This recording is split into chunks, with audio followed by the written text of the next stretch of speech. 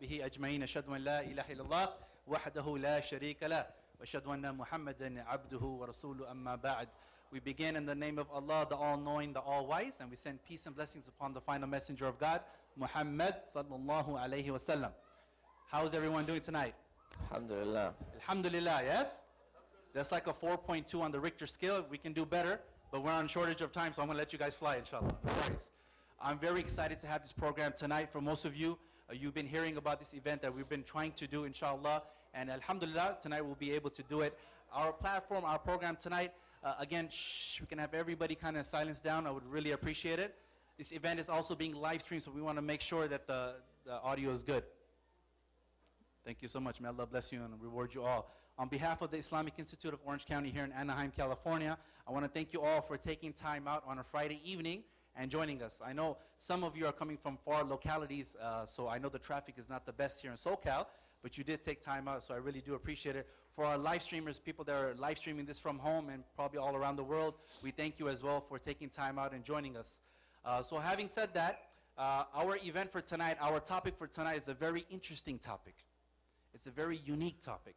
Why do I say that? It's because if you've seen our Journey to Islam series that we've been trying to do, you find people talking about how they became Muslim, not necessarily from a Muslim background.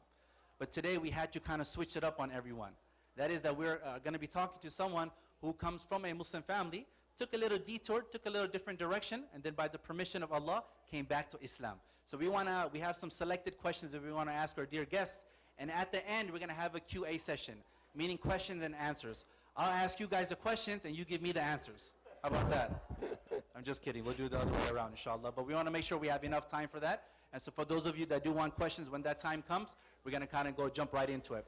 Very clearly, I want to make sure I clarify and make sure everybody's on the same page, the reason why we're doing this event. Okay, and that's going to be one of our questions as well. But I just want to make sure everyone understands, unfortunately, in society, some people do take a direction where they don't believe in a creator. They don't believe in God, okay? And thus, as a community, we want to make sure we educate and we inform everyone about the Islamic perspective, the Muslim's point of view on who we believe the Creator is and what we believe about the Creator as well, right? And to talk a little bit more about that. So we want to make sure that we don't just brush something like this under the rug. Rather, we educate and we inform the community, especially because it's becoming something that's somewhat common now, whether it's on college campuses, whether it's at home, whether it's in the workplace. So we want to make sure that we can kind of do our best to go along with this topic that we have and to address these points, inshallah. Is that okay with everyone? Yes. I really can't hear you guys. Is that okay with everyone? Yes. Okay, we want to make sure people in Thailand can hear this because it's being live streamed. So as just a request from everyone, if we can just have silence, please, it'll be great. For those, we do have a babysitting room, so if you want to have babysitting, that'll be great. Secondly, for the young children, just as a reminder, just again, some housekeeping, we have some areas here for the young girls, and we have area here for the young boys. So you can help yourself to the front here, because we're having the people stand up already, inshallah. So let's go ahead and get started. With us, we have our dear guest, someone who's very special and very close to my heart, our own Imam here, Shaykh Mustafa Umar. Shaykh Mustafa, assalamu alaikum. Alaikum assalam. Welcome to the Deen Show. I mean, I'm just kidding. And he's watching. I love you for the sake of Allah. Thank you so much for taking time out. For those of you, if you don't know Shaykh Mustafa Umar, he's our religious and, he's our education and outreach director here at the masjid. And he's been here for quite a number of years, day in and day out, helping and improving this community by the permission of Allah. So if it's okay, we're going to jump right to it, Shaykh Mustafa Umar. Bismillah. You know, the topic that we have is your life from atheism to Islam. Maybe I can back up a step, and that is from Islam to atheism and back. That's right? right. Before we tackle that question, if it's okay, tell us a little bit about your background. Maybe Sure. growing up, maybe your studies, family, Yeah. so forth, if you don't mind. Sure. So I grew up here in Cerritos, California, Southern California. I was born and raised. I lived in Cerritos, and then in second grade I moved to Tustin.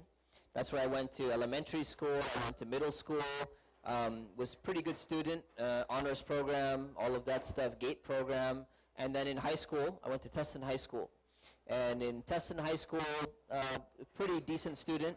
I didn't really care very much about school, but I knew how to know what the teacher's looking for on the exam, you know. So I was pretty good, kind of at the top of my class, debate team, all of those things. When it comes to Islam, my parents were Muslim, so I grew up in a Muslim family. At that time, and things have changed now, but at that time, they used to go for Jummah prayer, but the rest of the prayers were kind of, on and off. There really wasn't much emphasis of prayer.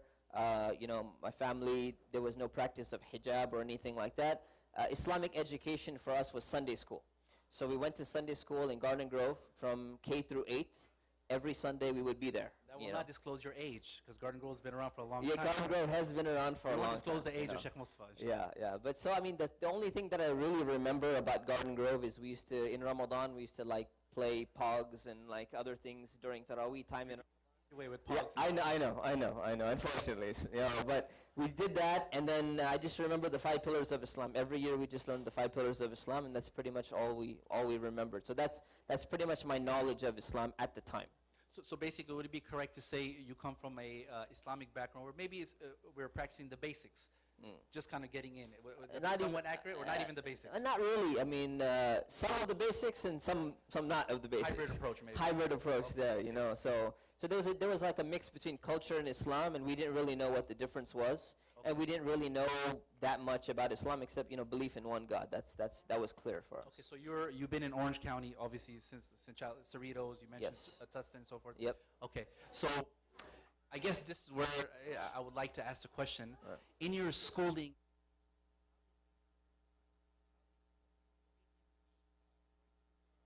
the conclusion or the understanding that there is no creator, Right. that there is no God, there's no one Right. running the world. Right. So how did you come to your conclusion that there is no creator, there is no God? Was it maybe some influence from friends? Was it, how did you come to that I conclusion? think there's not ever just one factor when somebody decides to take a certain path or make a decision. So there's several factors. There's one highlighting factor which I'll get to, but among the factors were, and when I was growing up, I couldn't really relate to the khutbah very much. So my perception of religion, Khutbah being like the Friday the sermon. Friday sermon, Yeah, yeah, okay. exactly. It wasn't something I could really relate to. I didn't really pay attention. I don't even remember if I went on time, or I don't even know what was happening, right? When I did go. In terms of Islamic education, I felt like if we just learned the 5 pillars and just that's it, like that's the extent of Islamic education. It seemed very shallow, very superficial, very ritualistic, very formulaic, right? So that was my understanding. And then when I would meet people who are religious, when I would ask questions, they wouldn't give me a very good answer, or they would like shut me down and not answer my questions. Say, why are you asking those kind of questions? So my perception of religion already was, especially of Islam, was that these people don't want you to think. There's no intellect involved. That was one aspect. If I don't, what age was this approximately? This Just average. is growing up. This So is this growing up. through So elementary school, middle from- school, high okay, school. So from this, Yeah, from high school. Yeah, so from that From a time, very young time, from you a- started to exactly. see these issues in the Muslim community. exactly, and they automatically have an effect on me. So when I look back, I start to realize that that was part of what I was going through. Then this is a liberal society, so I'm watching a lot of movies, I'm listening to a lot of music, and the messages in the music and in the movies is usually very anti-religious, anti-all religions, think for yourself, don't listen to what other people say, contrary, like anti-authoritarian, don't listen to like authority figures, be a little bit rebellious. So all of that played a factor. So that played a role, and then kind of, I guess, the tipping point was in my first year of college. So my first year of university, I took a class on philosophy. It was a critical thinking class. And I remember, There you go. This is where it starts, right? And then what happened there was a book that we were told to read. It's called How to Think About Weird Things. It's like a critical thinking book. It's still a book that's taught over there. So what happened was I'm sitting in this class, and I think it was the first or second day of class. The professor starts talking about, 21% of Americans, whatever statistic it was, 21% of Americans, they still believe in the tooth fairy. 13% of Americans, high school kids still believe in Santa Claus. And, so he kept on asking questions. Who still believes in the tooth fairy? Obviously no one raised their hand, right? Go, okay, who believes in demons, right? And I used to be a little skeptical. Everything is attributed to jinns, this and that. So I'm like, I don't know about this, And he said, who still believes in this? And he kept saying, still. And then he said, who still believes in God? And this is where it just hit me.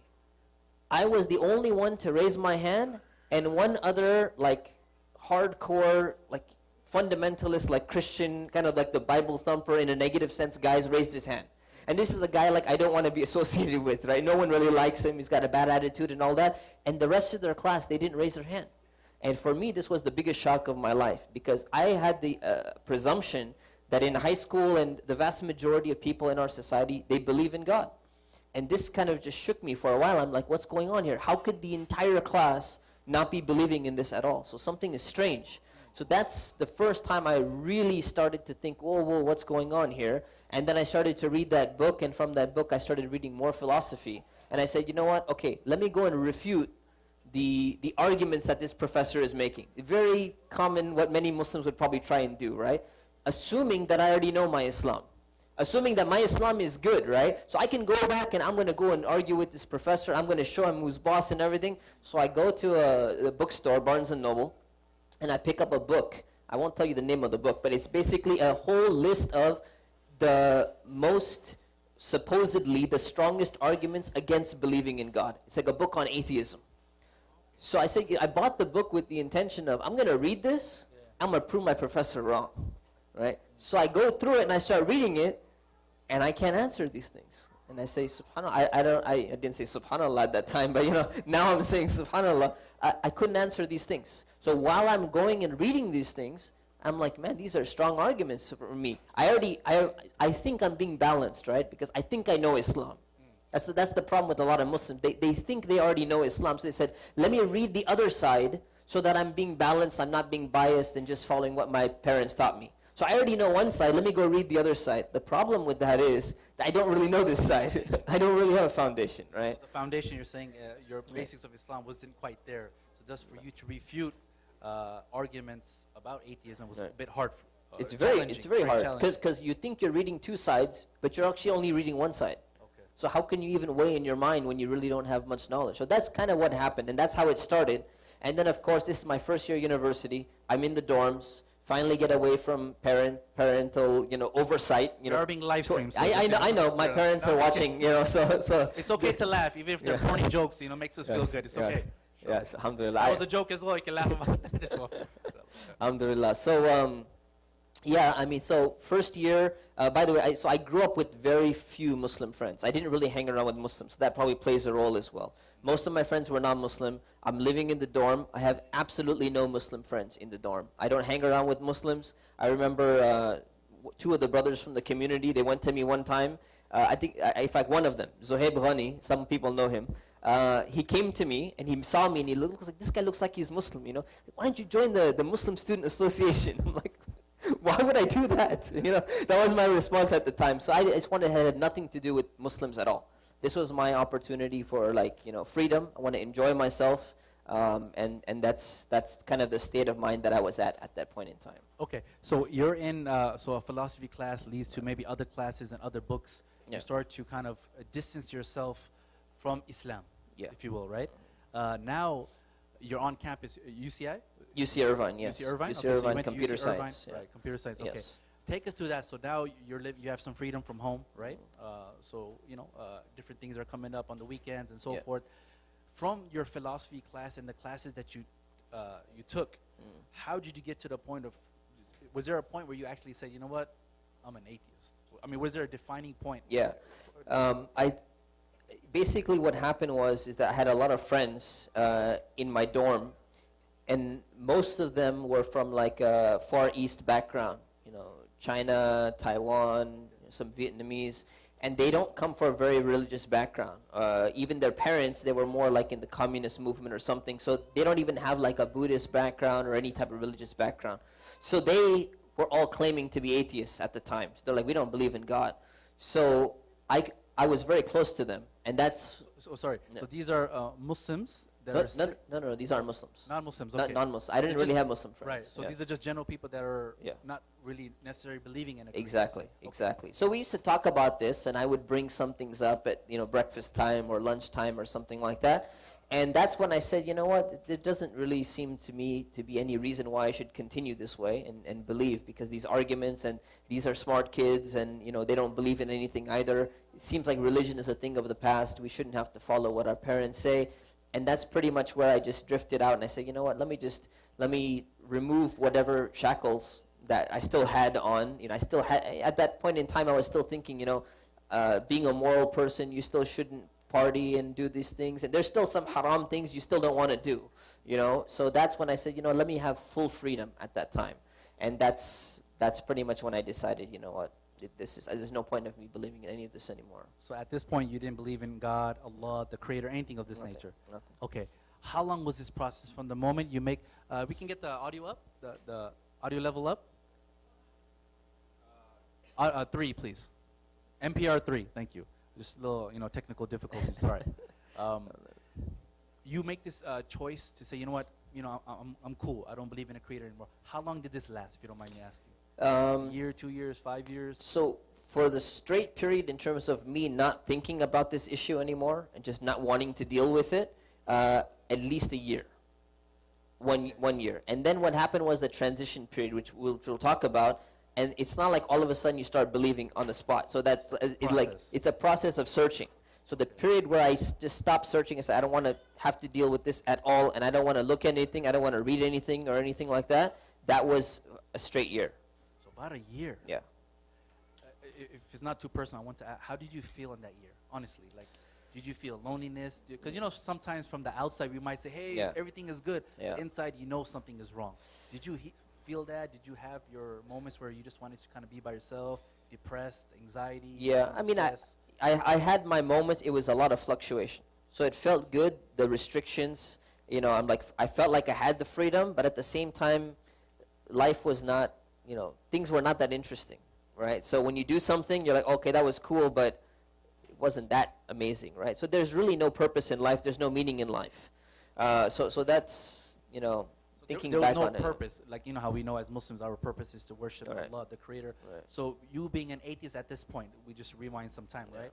You had no purpose. Mm. So thus you were just kind of wandering. Right. Is that correct? Yeah, To maybe but- different things or different understandings just or whatever. trying, just trying to entertain yourself. That's it. Right. Entertain Satisfy yourself. desires or- That was pretty much it. You know, That's Okay. the purpose of life, like an animal almost, Yeah, yeah, basically. yeah, Just okay. feel good. Sure. Okay, yeah, we'll just leave it at that. Okay, so you said about a year, right? Yeah. How did you tell your family about this? No. You did, so you kept it a I think secret? they're finding out for the first time, right? Wow. And they saw in the advertisement, so they found out. If you're watching this, Yeah. it has nothing to do with Yeah. I called my mom before I came here, just Okay. just so you know. Very good. So you never told them. No. So how would it work? Like, say for example, you know, you're dorming, you're on campus, but maybe you come home for the holidays or whatever it is. Yeah. And it's prayer time, and you're going for Jummah, the Friday sermon. Yeah. Or it's Ramadan, something like that. Yeah. How would you go So about it how wasn't to an go around? issue because It wasn't okay. because Friday prayer, I was on campus on Friday, and we're not expected to really pray at that time at home the other times, so it wasn't an issue, unless I came home on a Friday. And if I did, I don't recall exactly what happened. I probably just went with my dad. You know, if he's going to Friday prayer, I probably just went and just sat there. You just sat there, kind of just went around with the. That's it. Okay. Okay. So, Interesting. Okay.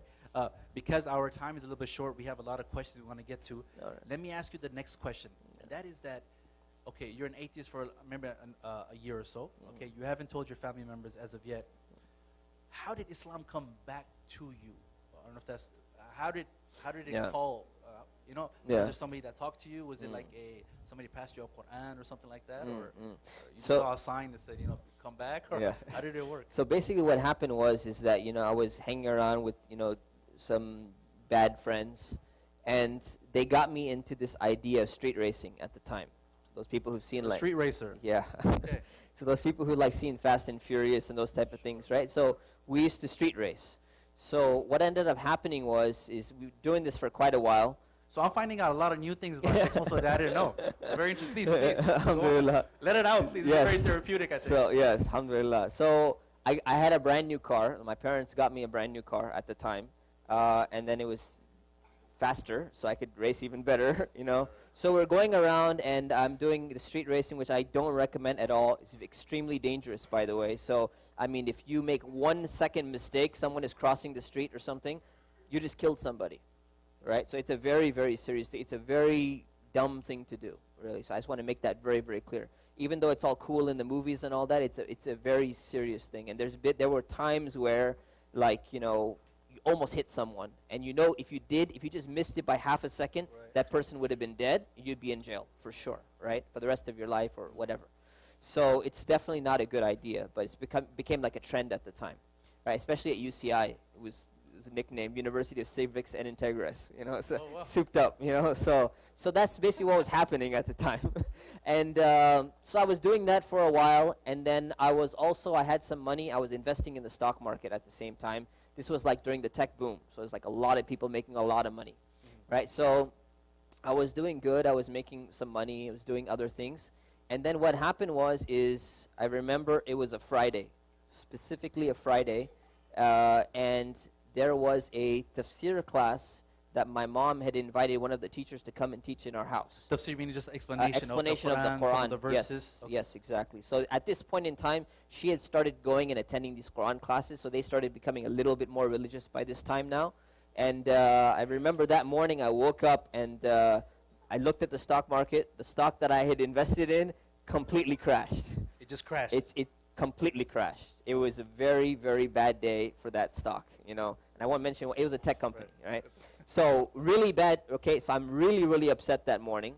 And then I think, you know, I was very rebellious in that phase at the time. So my parents are telling me to do something. I don't even remember what it was. And I was just very, very upset. I'm like, look, I don't want to do this. I don't want to have to deal with this. So I decide, you know what, I'm over this. I'm out of here. I need my full freedom. I'm running away from home. So I decided at that day, on Friday, I'm running away from home, and I'm going, and I'm not coming back.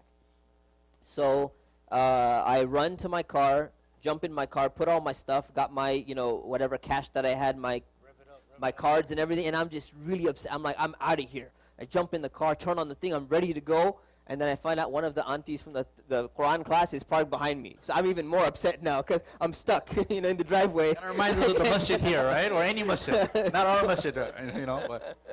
So I remember I walked back into the house, and I'm like, you know what? Who's parked behind me? Can you move your car like right now? And I'm not telling them I need to run away from home, but you know, I'm telling them, can you move your car quickly? I need to get out of here, you know. So auntie, whoever it was, she moved her car, and then I went. So I started driving, and while I'm driving, I'm going all the way. I decided to go down towards San Diego, maybe Mexico. I don't know where I'm going, actually. I'm just really upset, and I'm not in a good mood. And so I start driving, and by the time I get to around Oceanside, this 300ZX Nissan, you know, twin turbo, pulls up and gives me the signal for a street race. So there's like a signal between street racers. So I won't tell you what it is. But anyways. Do you mind sharing that? It's interesting science, I think. We're all trying to. It's a certain amount of times you push the hazard lights, you know, and you gotta cut in front of the person and then put your hazard lights on. Certain amount of times to get them to start. On this? There's different madhabs, you know, in different schools of thought in terms of how this is done, you know. But this was pretty clear, you know. So I wasn't even driving very fast, but then all of a sudden this guy cuts me off and then gives me the signal, and now I'm even more upset, you know. So I'm like, okay, fine, you know. And obviously, you know, a Lexus IS300 should never be racing a 300ZX twin turbo. Just the two are not on par. It's not a good thing. And the thing is, the road to San Diego 5 South, it's not a straight road. It's a very curvy road if you've actually been through that area. So that's definitely not the time to go very fast on the freeway. So I'm really upset, and I said, you know what? Okay, that's it, man. I'm going to take this. I don't care what happens. I'm going to take this guy. So we start going, and there's a lot of curvy roads. And we're going, you know, really fast. I won't say how fast, but... I love the disclaimers. Everything is a disclaimer. Alhamdulillah. So then what happens is my car spins out of control and literally does a U-turn on the freeway. And I end up hitting the center divider and hitting like, I don't know, 3 or 4 other cars. Okay? So... This is on the freeway? It's on the freeway. Wow. On the freeway. So then my car is like semi-totaled, right? Pretty much considered salvage. But then, alhamdulillah, you know, I walk out of there, you know, to fast forward a little bit. I walk out of there and I'm not injured at all. Nothing. Not a scratch, not a pain, Wow. nothing. Nothing. And nothing, Wow. nothing at all, You're alhamdulillah. just able to get out the car. Just Get out of the car, go Wow. home, everything is fine, you know. So when I'm fine, then all of a sudden people start coming in and telling me, random, you know, some woman, my mom's friend, her auntie or uncle or someone, they keep telling me that, you know what, Allah saved you for a reason, because this is not supposed to happen to you, right? Mm-hmm. And in my mind, I'm thinking, I don't even believe in this stuff. You know, why are you telling me this? Still on the I'm still, atheist yeah, mindset. it's in the same thing. So I don't believe in any of this, you know. So then what happens is the police officer who was writing me up a ticket and everything, he finally sends me a notice and he says, you know what, you are going a certain speed, which he cannot know how fast I was going. And I won't tell you how fast I was going for legal reasons as well. But he's basically said, because we think you are going this fast, you're going to jail. This is not a 1 point or a 2 point on your record.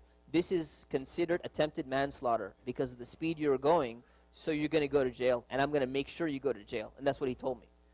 All right? So that's when I started getting really scared. Because now, even if you're an atheist, even if you're trying to have fun, all your fun is done because you're going to jail, right? So it's over. Not too much fun there. Not too much fun. And I've seen, movies about, you know what I'm talking about, right? No, I don't. Would you like to? No, I don't want to elaborate. Just kidding. So it can be pretty bad. So now I'm really scared, and there's no one that can help me, right? There's absolutely no one that can help me. Parents cannot help me, right? 'Cause this is a legal issue. I cannot get the people who I hit to like change their story or something like that. Like there's nothing I can do. So that's when I have absolutely no one else to get me out of this. SubhanAllah, this is like what it's saying in the Quran, right? I realized I have no one else. So then I said, you know what? There's only one person I can turn to. So I started to call on God, on Allah, and I said, you know what? Allah, I don't know if you exist. I don't even know if you're there or you're listening to me or if I'm even talking to you or whatever it is. But if you help me out of this situation, you get me out of this jam, I guarantee you, I promise you that, and I didn't want to be overconfident. I said, I promise you that at least I will search and try my best to find out if this is true or not. Like to find out if you exist or not, right? So that's kind of the dua I started making. And alhamdulillah, like, I don't even know how long it was, maybe a day later or a few days later, all charges were dropped against me. Right? So then it's very tempting to say, it's all coincidence, right? Don't need to fulfill that. I just did that in an emotional state. It's very easy to like do that, and I've done that in the past in my life, and a lot of people do that, right? But this time, I just said, you know what? That would be very disingenuous, right? So let me not do that. Let me actually take the time and search. And I remember hearing about, despite not knowing much about Islam, I remember that I used to look up to Yusuf Islam, like Cat Stevens, just because he was a singer, right? So when they had conferences and stuff, I'd want to like go and say, I just want to meet this guy, see him and all that. So I remember his story about something about him making a promise, right, at that time. Like I know the whole story now, but at that time he made a promise and he was drowning or something. And I said he fulfilled his promise. He followed through with it. So I said, you know what, maybe I should also follow through. I shouldn't just let it go. So that's pretty much how the transition started. And I said, you know what, okay, I'm going to follow through now. I'm going to do what I need to do. But of course, I don't know what to do. I don't know what to do. I don't know where to start. I don't know who to talk to. I don't know anything. That's kind of how the transition began. So, maybe just by a show of hands, if you don't mind me asking, do we have any non-Muslim guests in attendance today? If you could just kindly raise your hand, I would really appreciate it. Any non-Muslim guests in attendance? Okay, I want to make sure we just welcome everyone here. Thank you so much for attending and joining us. Many people, probably Muslim or even non-Muslim, might be in the same position that they're born into a Muslim family. Maybe they don't really know the basics of Islam, right? Or they're just getting by, right? Yeah. And so they're at a crossroad in life, whether they want to go forward with the Islam thing, if you will, or to kind of say, you know what, I'm cool, right? You got to a point where now you are saying, you know what, Allah has showed me a sign. Now I need to kind of fulfill this. Somebody might be in the same position. What did you do from that point? Was there someone that you had in mind that said, you know what, I think this is the person I want to reach out to because he's welcoming, or that community is welcoming? Take us through the steps if you don't mind. Sure. So one of the things that happened was then I started attending Jummah.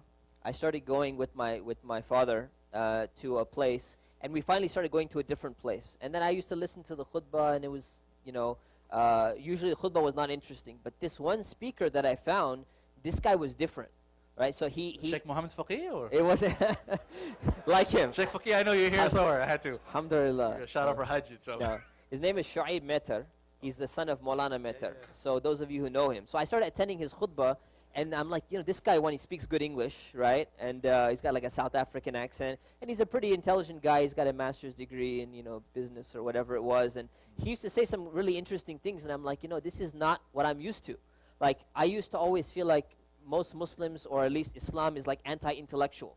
The people who follow it, they're not very intelligent people. They're very emotional people. They don't really think things through very deeply. So when he used to give his khutbah, he used to exhibit this sense of more like being an intellectual. So that was like, I'm not used to this, right? Like, this is pretty deep, and this is getting really interesting. So that's when I started taking a little bit more liking to him, and I used to ask him questions after the khutbah. So I'd go and ask him random questions that I've always had, like, random questions like, well, why do you keep a beard? And, is it necessary? I started with the really unimportant questions, like the very superficial questions. And then I used to ask him other things. And then one day I remember just sitting with him, and somebody asked him something about philosophy, right? And I'm just listening in. I'm like, oh, philosophy? What's going on? Something about philosophy. Does your mind go back to my like mind the went, classes my mind like automatically? immediately. The moment I heard philosophy, I'm like, oh, whoa, hold on.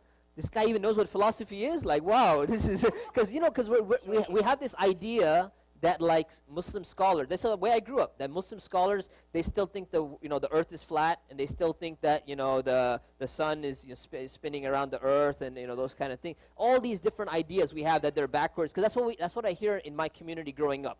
These mullahs, these maulanas, they're backwards, and they're fat, and they have big stomachs, and they don't know anything about science, they don't know anything about the world, they're like these village imams or something. So my perception of Islam is, okay, if that's what these leaders are, then that's what everyone is. So this guy starts talking about philosophy. I'm thinking, okay, let me listen in on this. And then he just makes a statement. I don't really know much what's going on. So he makes a statement, and he goes, oh, some guy was having an issue that he came across in philosophy. And he said, well, you should read Imam Ghazali. Imam Ghazali refuted the philosophers. I'm like, whoa, who's this Ghazali guy? I need to find out more about this guy, right? So I'm like, who's this guy? And then he looks at me and he's like, no, you shouldn't read this stuff. I said, no, hold on, I need to know what's going on. Like, you said refuted the philosophers. So he told me a little bit about. Really got your interest too. It caught my interest. So I'm like, okay, who is this guy? He's like, yeah, Imam Ghazali was a guy who like specialized, and he responded to all the philosophers of his time. I have never heard of this guy before. I don't even know what time he lives in. I don't know like how old he is, or did he live like, is he in India right now, or I have no idea, right? So I just go and I'm like, you know what? So maybe I should look into this. And the guy advised me. He told me specifically, you should not read these books, right? So for me, I'm still coming out of the rebellious mode, right? And I'm like, why shouldn't I read the books? And he's like, because it's going to confuse you. You won't understand it. So I'm like, okay, I'm definitely going to read these books now, So I go and I order every Imam Ghazali book I can find on Amazon, right, at the time. So I buy them all, and then Amazon had another recommendation. It's like, if you bought this, you should buy this. So I'm like, okay, so let me buy that. So I just bought that too. So I bought a book by Allama Iqbal. It was about deconstructing, what was it called? I still have it. Deconstruction of Islamic Thought. Thank you. And so I bought that too. And I said, okay, I'm gonna read this. I bought the book. And then I told him the next week, I'm like, hey, I bought these books. What do you think? He's like, these are high-level books. I don't know if you can understand them. In my mind, I'm like, I'm going to prove you wrong. I'm going to show you. I'm going to show you that I can do it. So then I go back and I start reading it, and I'm like, oh, what the heck? This is hard. This is not easy. It's very, very difficult. But exactly kind of what he said. He was right. He was right. Like, this was a way advanced book. You should definitely go through this with a teacher or have a background in like Islamic studies. You don't just jump into an advanced book like this. But I was a little bit stubborn, so I said, no, I'm going to work my way through this, and I'm going to figure it out. I'm going to show him that I understood it. So I read these books like I don't know how many times. I just restarted like the first page. I could barely get past like the first page. I just kept reading again and again, and then finally I would come and explain to him. I'm like, hey, this is what I read. This is what I read. This is what I read. He's like, oh, that's pretty interesting. It looks like you're starting to understand some things, right? So that's pretty much where the journey began in terms of like, okay, now I started reading. Now I had a little bit better understanding. And then he recommended some books for me as well. One of them was called, one of them was just a series of books from Shaykh Abul Hasan Ali Nadwi. So when I read that, it's also very... It's a big influence later in your life, which we're going to come to. Exactly. Big influence later in my life, which led me to India later on. But then, so I'm reading his books, and he's very intellectual as well. So I'm like, this is exactly what I'm looking for. And then he recommended a tafsir of the Quran by Maulana Abdul Majid Daryabadi.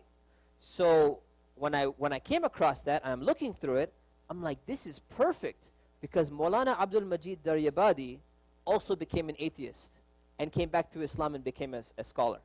Imam Ghazali also left Islam and came back to Islam. So Ghazali and Daryabadi were like my two inspirations. I'm like, hey, I'm not alone. These guys went through the exact same thing. Imam Ghazali has an autobiography. So when I was reading that, I'm like, yes, someone else is asking questions like myself.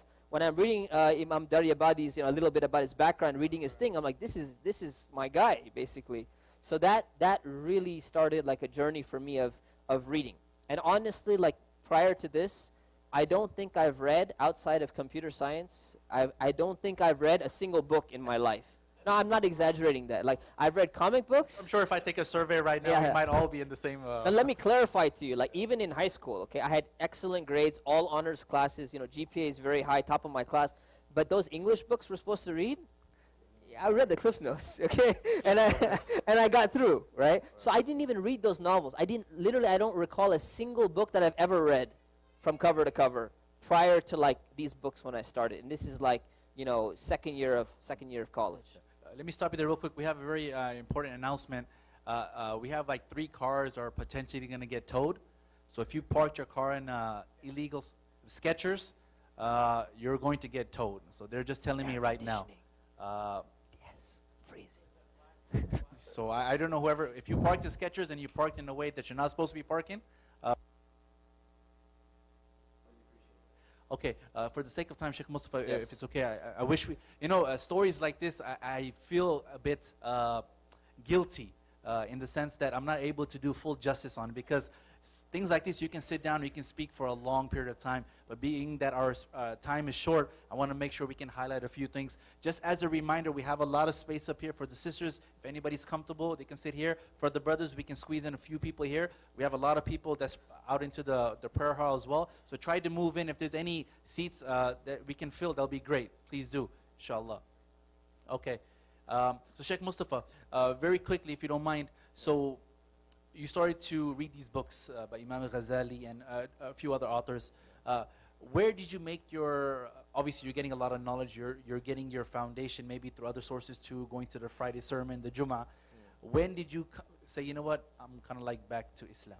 Was there like a defining point? Like, there might have been a defining moment when you were an atheist or somewhat. Can you think back to if there was something like that coming back to Islam? Or? So actually, I don't think it was a defining moment. I think it was a transition phase, basically, where I decided that, okay, I'm going to dedicate myself to this. I'm going to read. I'm going to learn.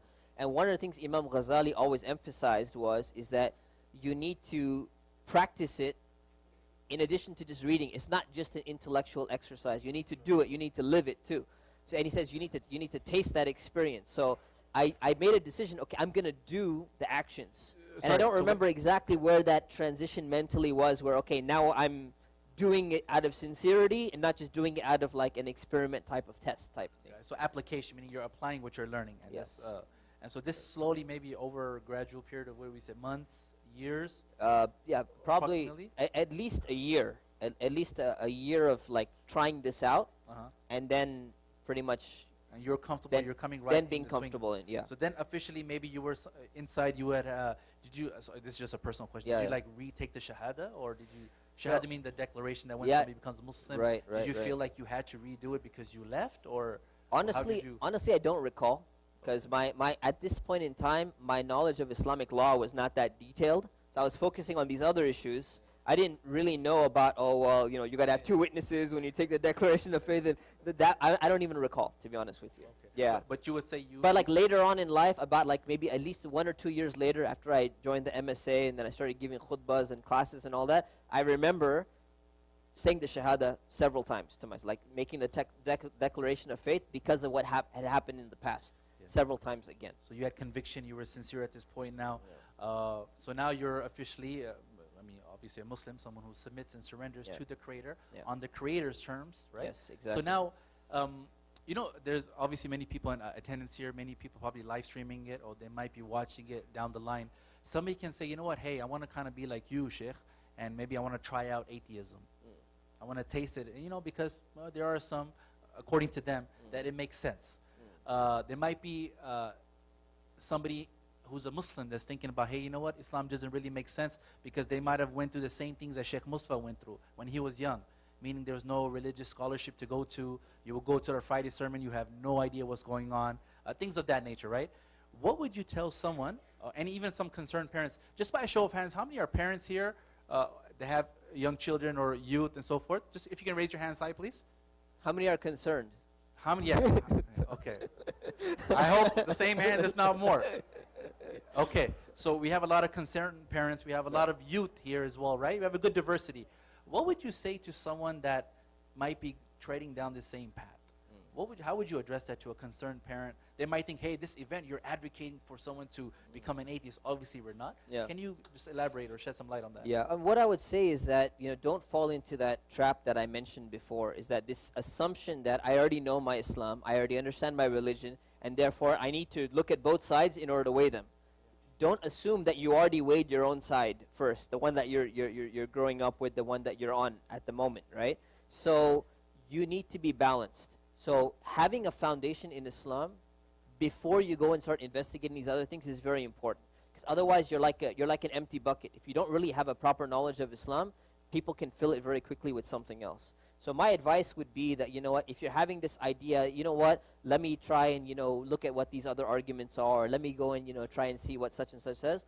First, go and understand what Islam says at a good, deep, intellectual, solid level in terms of what scholars have said regarding these things. And once you've done that, you've done justice to that, then go ahead and look into the other arguments, and you'll be able to weigh, right? Allah has given us, God has given us the ability to differentiate between right and wrong, right? That's something that's ingrained within us. So my firm belief is, if someone is sincerely doing this, and they're reading other things, as long as they've gone properly and looked through both opinions properly, then they'll be able to arrive at which one is true. That's our belief as Muslims, that Allah has created us this way. So my advice would be, that's one. Number one, make sure your own Islamic foundation is solid first before you start going and studying other things. And number two, don't do it alone. So don't think that this is an individual thing you have to do. Go and consult with scholars. Go and consult with people who are specialists in the field. My reality and the reality of most people is, the majority of teachers that I've had in my entire life, they were not Muslim. They had no Islamic influence. In fact, the vast majority of them, they were not religious people at all. They can almost not relate to an Islamic worldview in any way, shape, or form. So if I'm trying to be unbiased or whatever, what type of bias am I technically growing up with? I'm growing up with the opposite bias without realizing. Thinking that my parents have more of an influence over me than my teachers and my friends who are mostly non-Muslims and not religious people at all, that's a very unfounded assumption. Right? That's not the way things work nowadays. Maybe in the past, if you live in a tribal society, your parents would have more of an influence over your teachers and your friends, but that's not the case anymore. This leads me to my next question. Education, right? In making sure you have a solid foundation about Islam and its principles and the articles. And two, if somebody asks you questions about Islam, you're in a position to at least answer them at a basic level, right? Your journey from then growing up in a Muslim family, turning to atheism, now coming back to Islam, then you started your pursuit of knowledge. Yes. Right? Yes. Eventually you became a sheikh and an imam. But if it's not too much to ask, you traveled various parts of the world to seek Islamic knowledge. Yeah. There were times where you got really sick, you almost passed away, if I'm not mistaken. Yeah. Can you elaborate on that? I think it's very fascinating, just because we live in a society where I think a lot of us, we spend a lot of time in studying other matters, which everything has its due right and respect. But when it comes to our own way of life, sometimes we don't put as much time. Take us through what you went through. Okay. I mean, the first thing I went through was before I left. So right when I started getting interested, I started reading, and I said, okay, you know what? I think I should be Muslim. I wanted to drop out of school. I told my parents, I want to go and study somewhere. I want to go to the school in India where Sheikh Abul Hassan al-Nadwi was from, because that's where I was motivated by his books and writings. And they said, no, there's no way you're going there. So I said, okay, fine. That's out of the question. So that's out of the question, right? So I still dropped out of school anyways. So I left school, and I joined some different Islamic schools in this area. Now, keep in mind, I'm reading Imam Ghazali, and he's talking about Madrasa Nizamiya in Iraq during the golden era of Islam. So I'm thinking, man, this is, this is going to be it. I'm going to the madrasa. This is going to be like Imam Ghazali and a bunch of intellectuals and all of that. And when I get to my first school that I go to, it was just an absolutely horrible experience, So I lasted about 2 weeks there. And then I'm like, I cannot do this anymore. So then I went to another Islamic school locally over here. And that was another. 2 weeks was local, the first school. 2 weeks was local, Southern California. Somewhere, okay, outside. Interesting. Southern right. California standards, right? And I didn't even want to start with that, but it was a horrible experience for me. And then I went to another one, also a horrible experience for me. So I said, okay, this is ridiculous. What should I do? So I didn't know what else to do, and I'm not allowed to go anywhere else, and I don't have money because I lost it in the stock market, and my accounts got shut down by my parents after the car accident and all of that stuff. So everything is done. As any concerned parent would probably As do. any concerned parent would probably do, right? So what do? I say, you know what? I'm not going back to school. So definitely I'm not going back to school. So what I used to do is I used to go to UCI. I used to go in the morning, sit in the library the whole day, and come back home at nighttime. So I would just read all the books on Islam in the library, which I don't recommend anyone to do, by the way. The reason is because the vast majority of books in the library, they're written by what's called Orientalists. So they're non-Muslims writing about Islam for the most part, right? But for me, I still don't know that much, so I'm reading my other stuff, and then I'm reading whatever I can get my hands on, right? So that was my first experience of knowledge. And I wasn't attending school, but I was still going to UCI. Eventually, I got enrolled again with a deal with my parents that I'll be able to go to India if I finish my degree. So I re-enrolled. Alhamdulillah, we made the deal. Re-enrolling. We made the deal. Yeah, I re-enrolled again. Go to India. This is your. In order to go to India, your, I need to your get. graduation I need gift to. is to That's go it. to India. I need to get done with this program as soon as possible, so I can get out of here and I can go learn Islam. Right? This knowledge needs to end. So I didn't attend my graduation or anything. I graduated very quickly, alhamdulillah. And I said, now the real knowledge starts, right? So I'm ready to go to India, and my parents say, change our mind. You need to get a job. So I said, okay. So the deal didn't work out exactly. So then I got a job, and I worked as a programmer. And as soon as I made some money, I said, now the deal or no deal. I got enough money, so I can go. So I'm going. So either either you let me or you don't let me. I'm going. So they said, oh no, okay, we changed our mind. You should go. We're going to encourage you.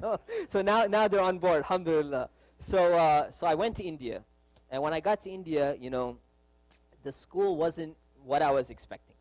It was very, very different. In retrospect, I didn't understand that, this is, this post-colonial India, more of a rural kind of city where I'm going into. The curriculum is different. The lifestyle is different. And living inside the school, the language is different. So, yeah, a lot of stuff happened to me. So one of the things that ended up happening, I got typhoid while I was there. So those of you who don't know typhoid is basically this is what happens when you have typhoid. Your fever goes up to 104 degrees, and it just stays there. And you have no appetite. So you just take like an aspirin, or not aspirin, like paracetamol, Tylenol type of thing, acetaminophen. Temperature goes back down for like 10, 15 minutes, and then it goes back up to 104. So it just stays that way, and then I didn't eat for like 4 or 5 days because you have no appetite at all.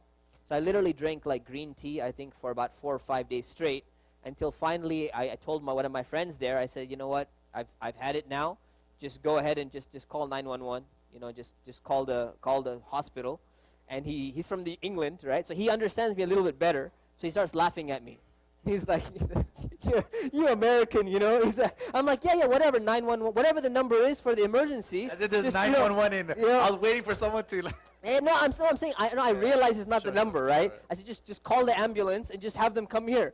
I mean, he starts laughing at me. I'm like, man, I'm dying here, yeah?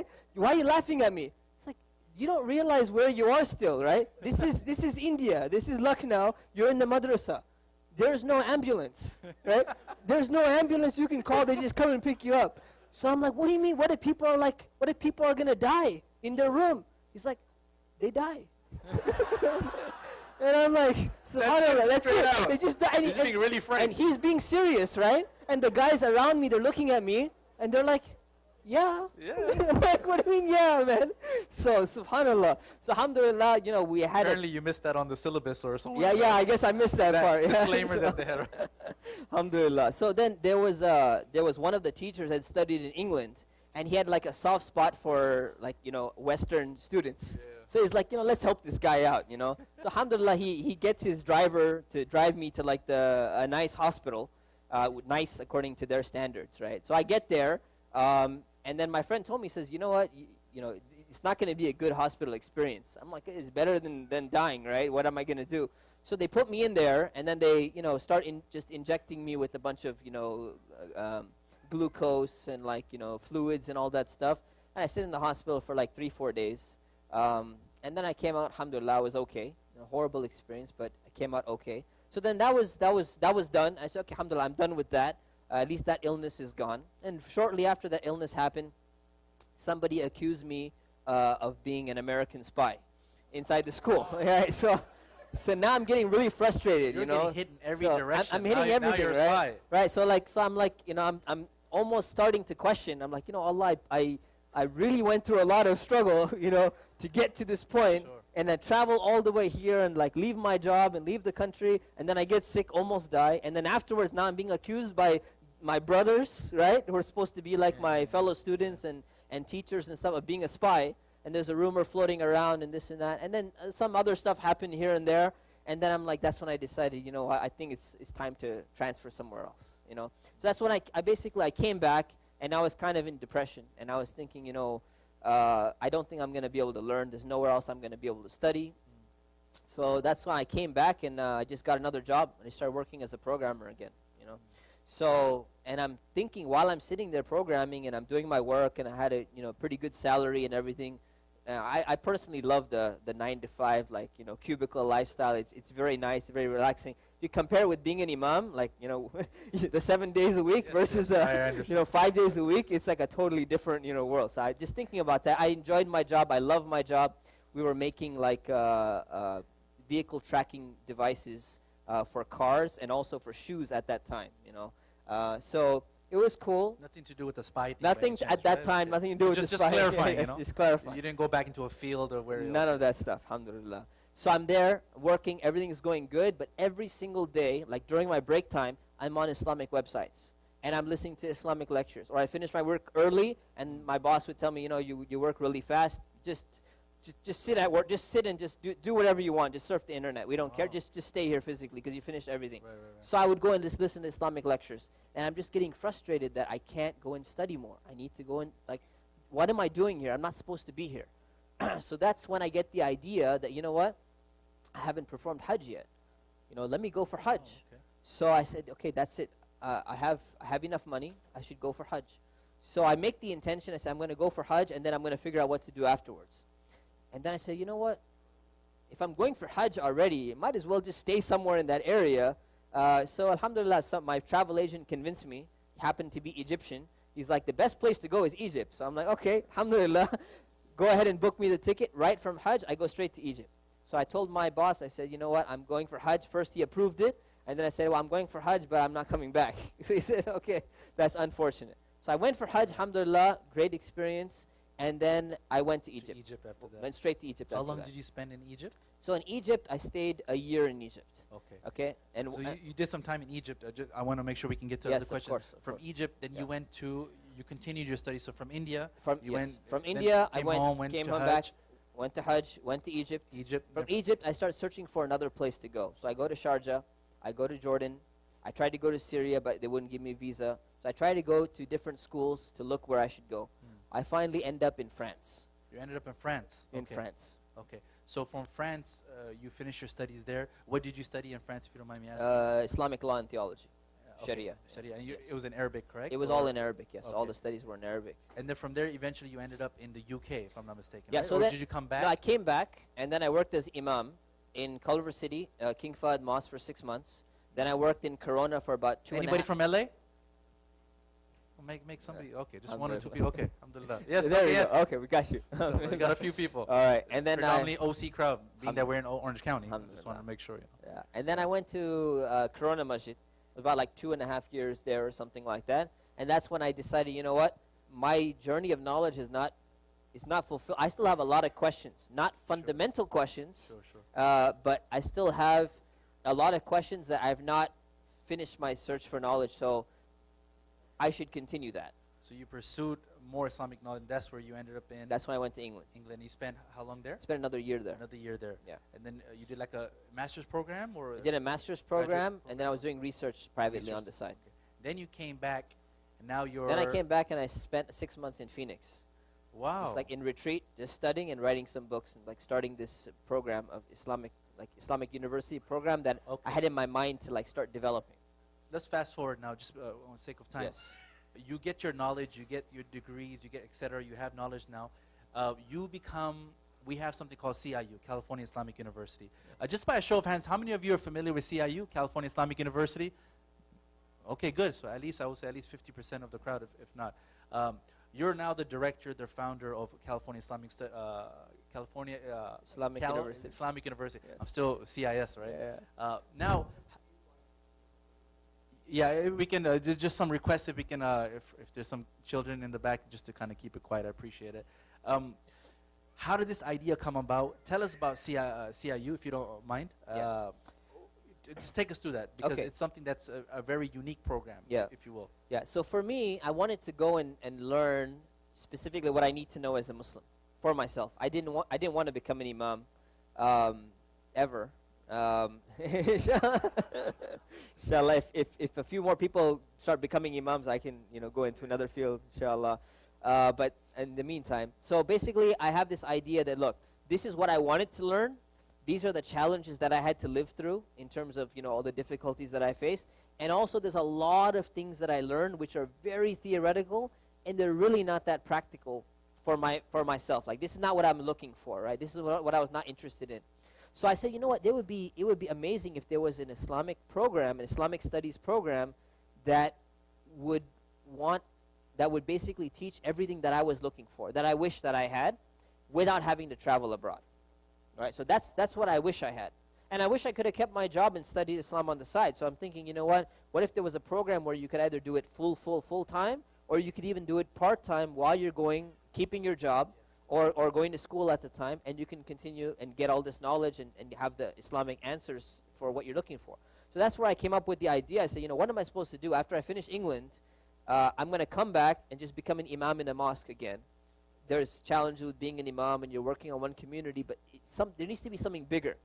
So I was thinking what to do, and I remember in finals week, when I'm supposed to be doing my finals, I'm thinking about this idea, now that I'm almost done with this program, what am I going to do next?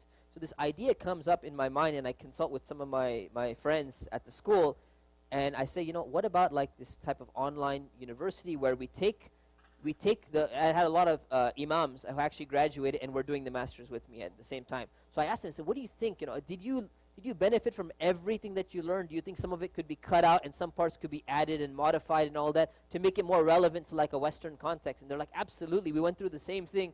So we were all on the same page. So I said, well, what if we remove this and add this and remove this and add this? And they're like, this is exactly what we should do. So I have the idea. I said, okay, you know what? Let's try and reform the entire curriculum that's generally being taught, try and narrow it down, squeeze it down to exactly what people like myself would have wanted to have learned.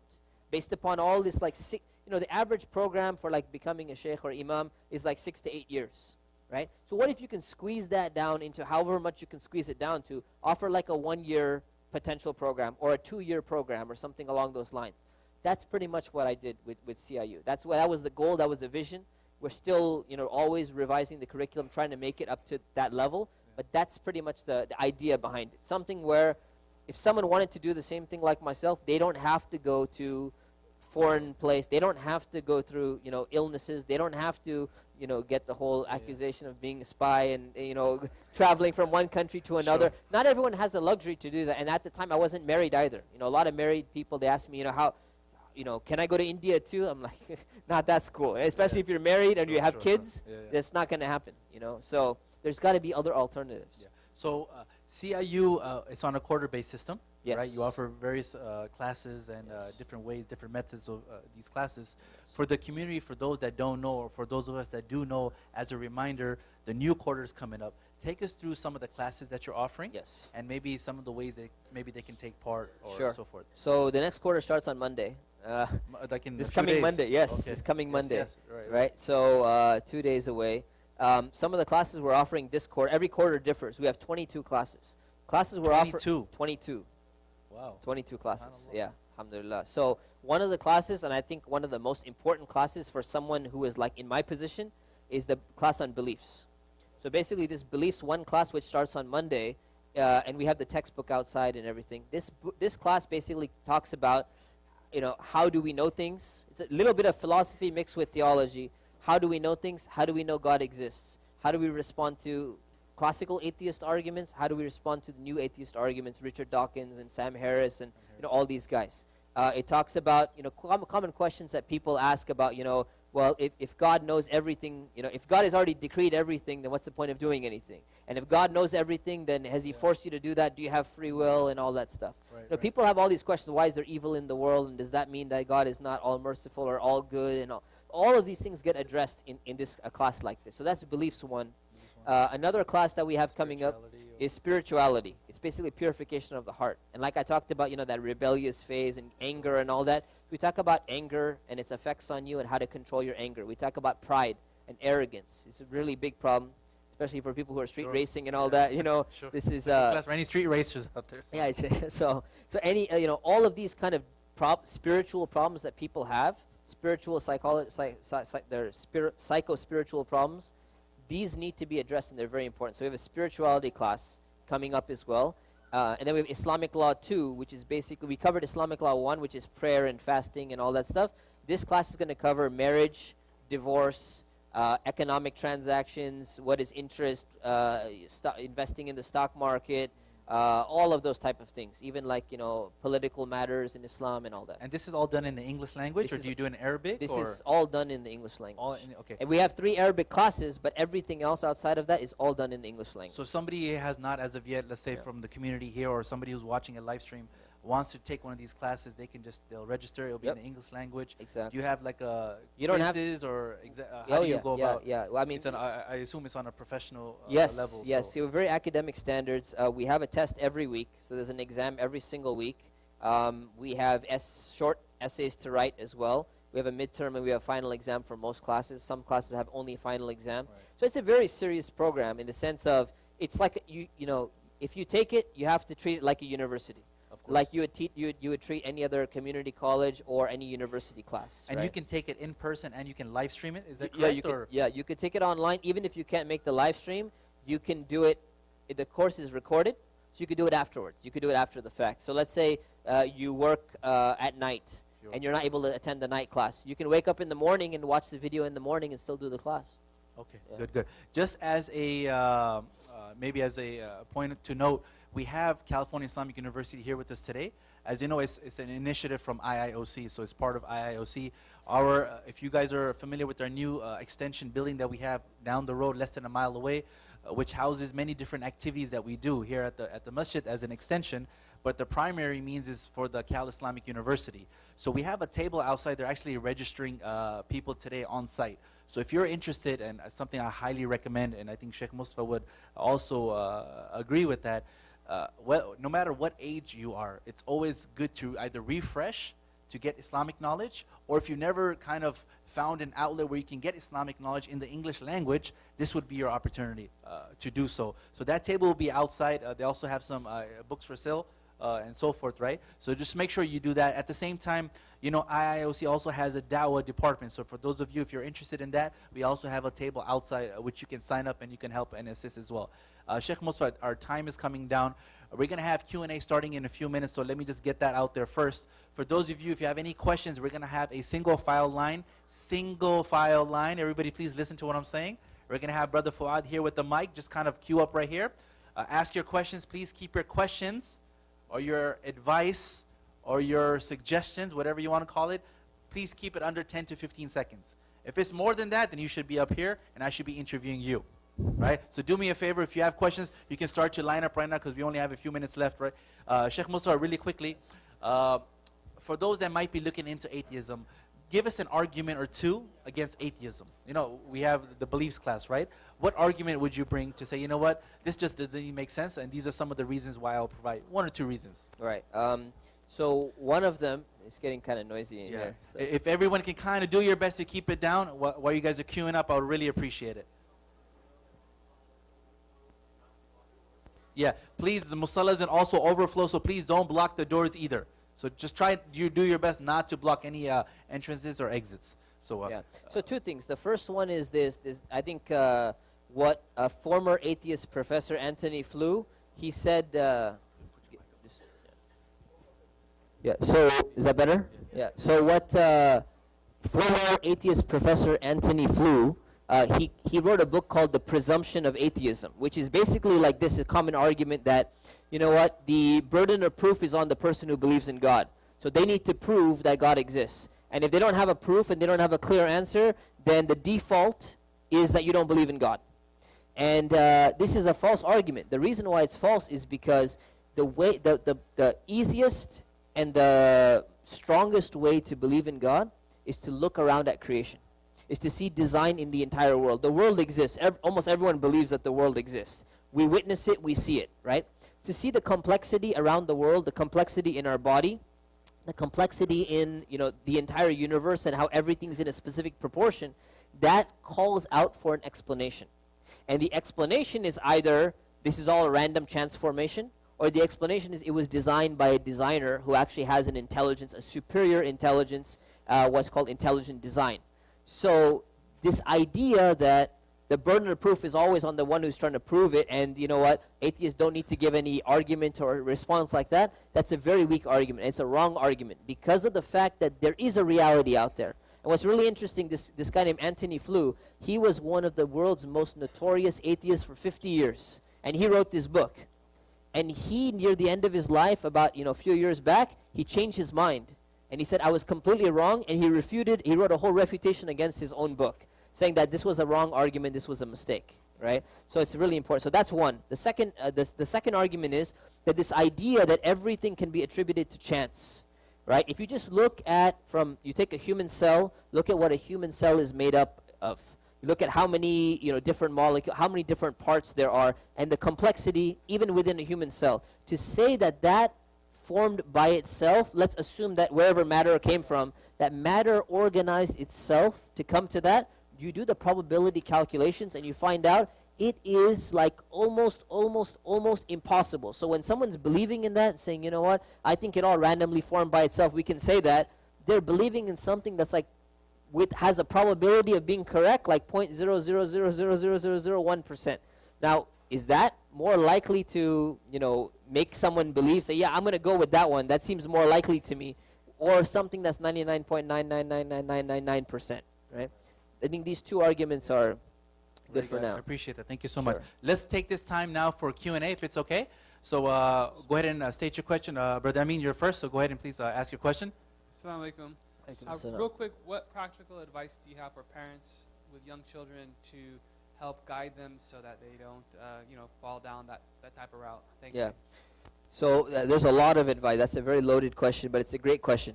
First of all, I would raise children with the idea that they are not only allowed to ask questions, but they're encouraged to ask questions. And when parents don't know the answer to the question, don't shut down the question. Should validate the question and make sure you go to someone who actually has an understanding and can give a proper answer.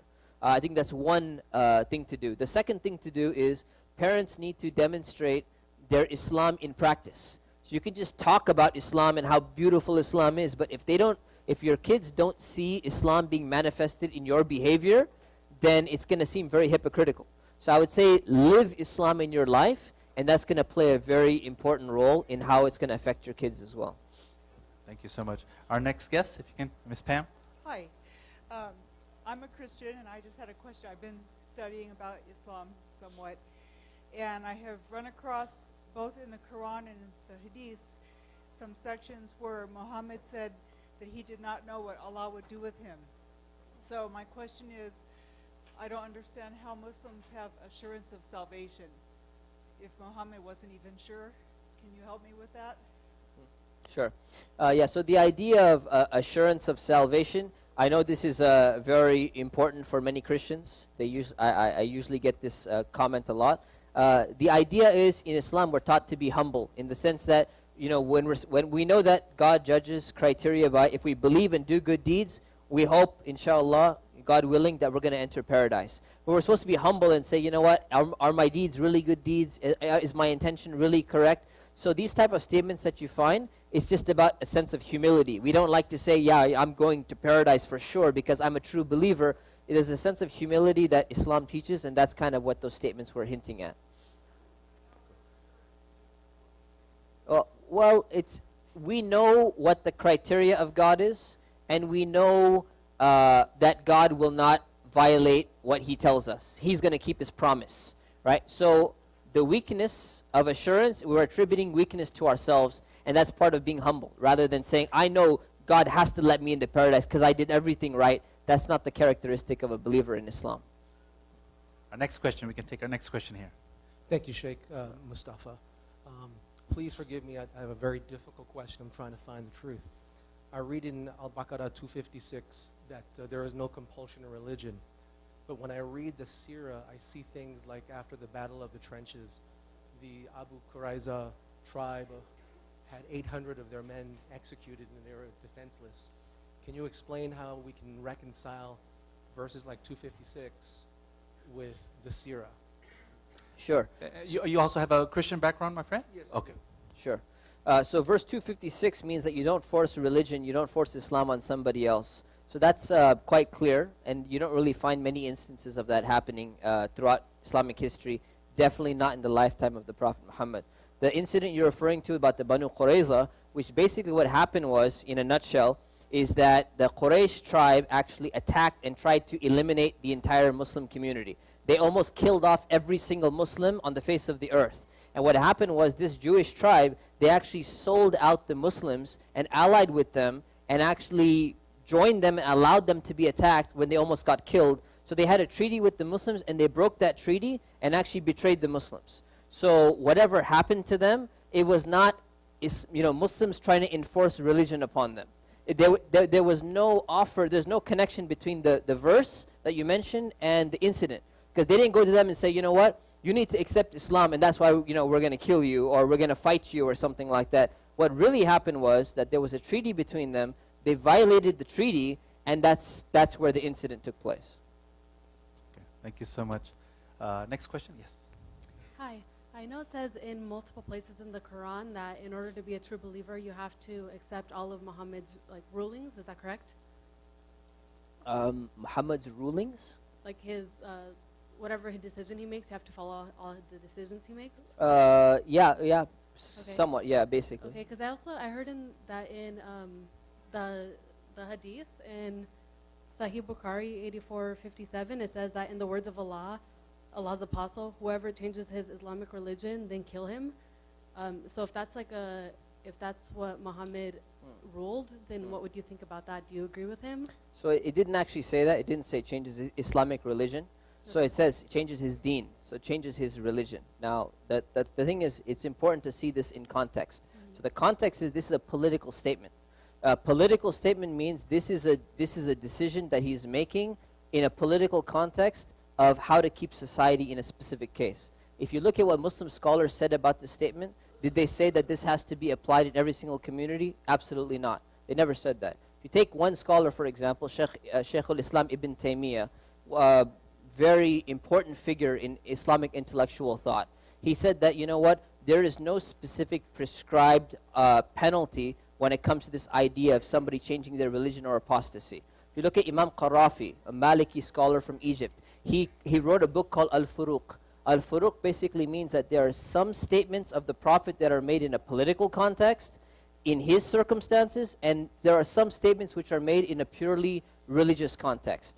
So when someone looks at hadith, they should be able to differentiate between what is a political context and what is a religious context. This hadith is specifically a political context. If you look at any Muslim scholar who's written on it throughout history, you'll find that to be the case.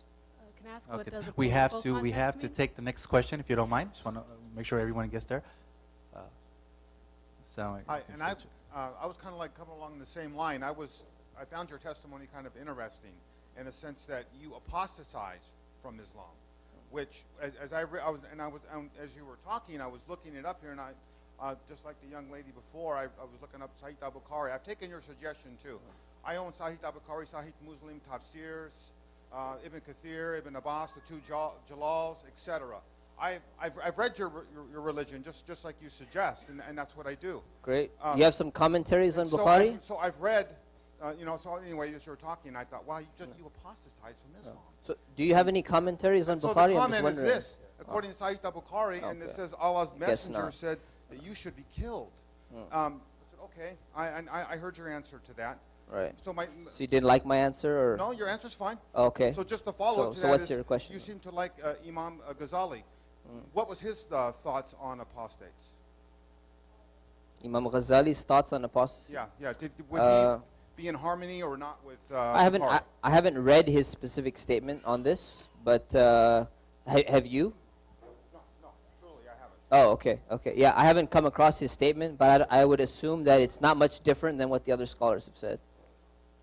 And that would be That would be that it's a political context. So it's a political discretion of the person who's leading at the time, the ruler of the time, to decide what should be done. It's not that this specific ruling has to be applied against every single person in every single context. So if your question that you're asking me and the previous person is asking me is that, you know what, in true Islam, because I left Islam, should I have been killed on the spot? And the answer is absolutely no. Is that what the Prophet was saying in the hadith in Sahih al-Bukhari? The answer is absolutely no. Okay. So Thank you. We hopefully can that take- answers that question. Next question. Assalamu alaikum, Shaykh. Alaikum assalam. Sit down. So, I look around the world and I see that Islam is practiced starkly differently across different regions in the world. Example being, here in the West, we do not think that a person should be killed for living in Islam, whereas in some Eastern countries, they actually practice this.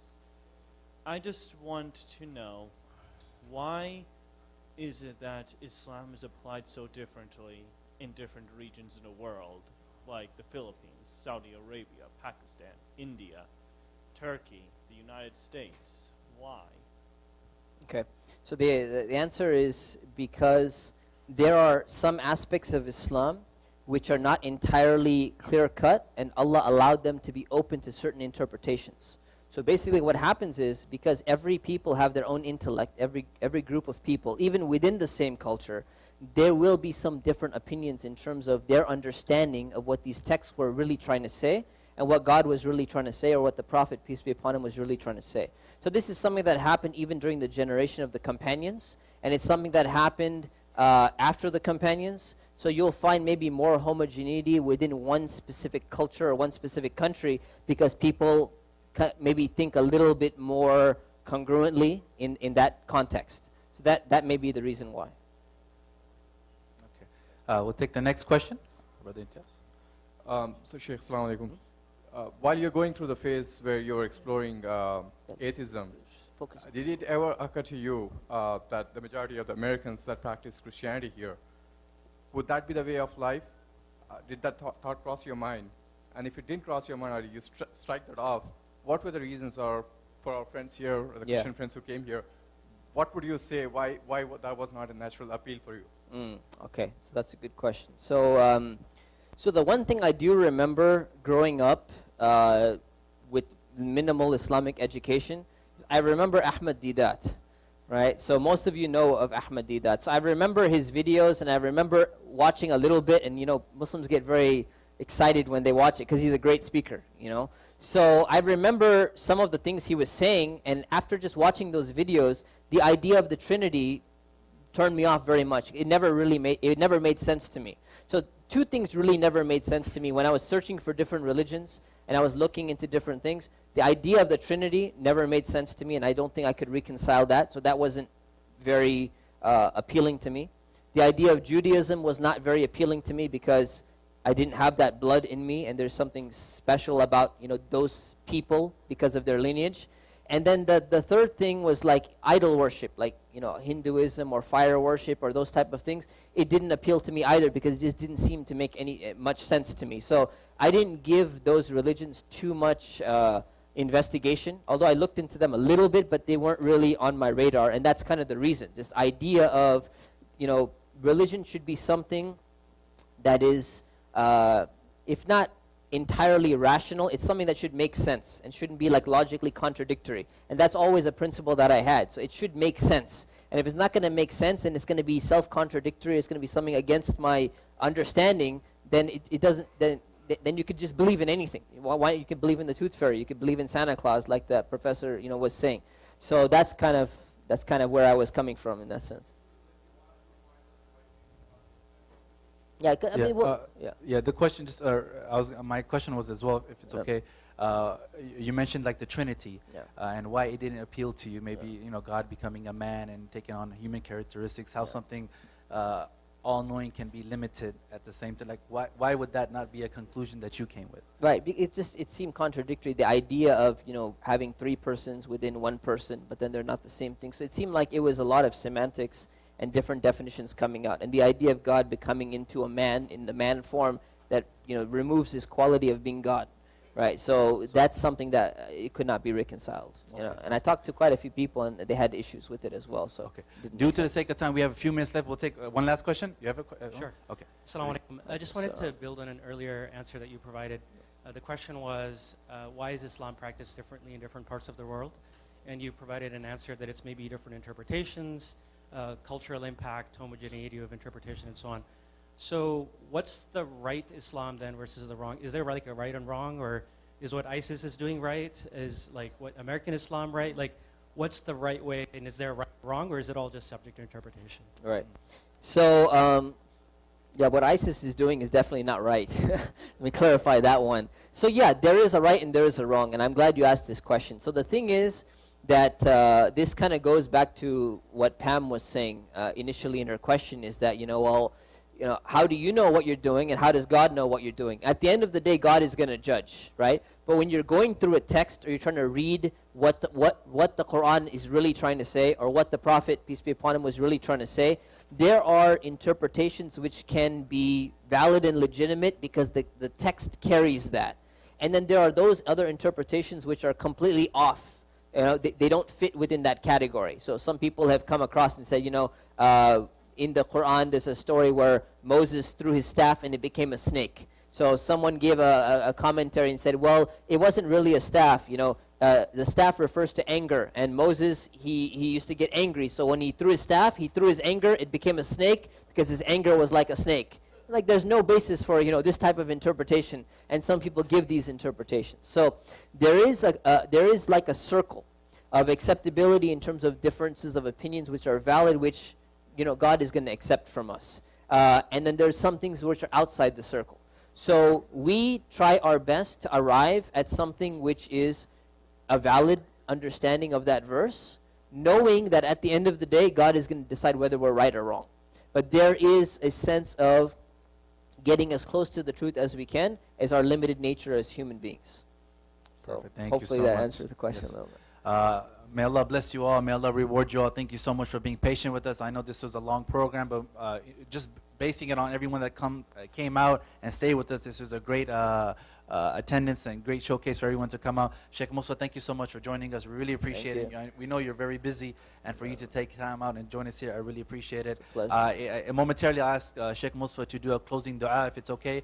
But for the community, Isha, our number 5 prayer, is going to be at 9:30 in a few minutes. So if you can help us out, not right now, but momentarily, to pick up the chairs and put the chairs away as best as possible so we can kind of clean everything up, that'll be great. I ask Shaykh Mustafa to conclude, and then if you can help us out with the chairs, that'll be great. And also, please don't forget to register at CIU, at the CIU table, Cal Islamic University, which is outside. Do your best to register, and we can go from there. Yeah, and the website as well is calislamic.com. calislamic.com. You can register online as well, but you have the opportunity now to do it, so I would consider and I would suggest you all to do it right now, inshallah. Shaykh Mustafa. Allahumma anta salam wa minka salam, tabarakta rabbana ya dhal jalali wal ikram. ربنا آتنا في الدنيا حسنة وفي الآخرة حسنة وقنا عذاب النار. O Allah, show us the truth as truth and help us to follow it. Show us the false as false and keep us away from it. O Allah, help remove the propaganda and the Islamophobia that we're facing in this community. O Allah, help us to all become seekers of truth and allow us to search for that which would please you and do that which would only please you. O Allah, increase us in our sincerity. O Allah, let us not become hypocritical in our deeds or our beliefs or our actions. O Allah, let us do only that which would please you in our lives, and do not take away our lives until we're ready to die in a state of true belief. Ameen. Subhana rabbika rabbil izzati yamma yasifun, wa salamun ala al-mursaleen, walhamdulillahi rabbil alamin. Jazakallah khair. Thank you so much, everyone. I appreciate it. May Allah bless you all. Please help us out with the chairs. Let's put away the chairs. We have about 2-3 minutes before Isha starts. So if you can help us out, that'll be great. Assalamu alaikum wa rahmatullah.